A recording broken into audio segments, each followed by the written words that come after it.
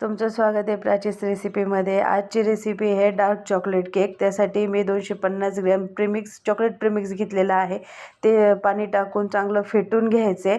त्याच्यामध्ये vanilla essence आणि 2 पळी तेल टाकून आपल्याला ते चांगलं फेटून घ्यायचं आहे। ते जास्त घट्ट आणि जास्त पातळ पण नाही ठेवायचं, व्यवस्थित कन्सिस्टन्सी पाहिजे त्याची। ज्या टिनमध्ये आपल्याला केक शिजवायचा आहे त्याला तेल लावून घेतलेलं आहे। त्याच्यामध्ये बटर पेपर टाकला आहे। बटर पेपरला सुद्धा आपल्याला तेल लावून घ्यायचं आहे।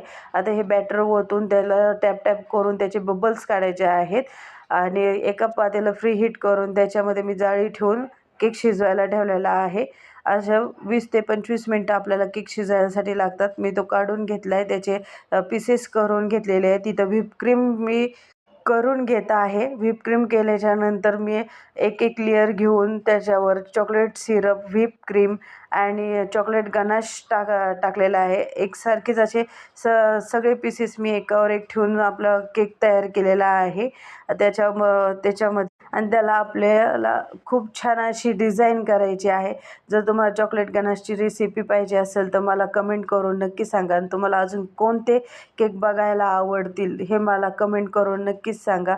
आणि अशाच छान छान रेसिपी बघण्यासाठी माझ्या चॅनलला लाईक, शेअर आणि सबस्क्राईब करा।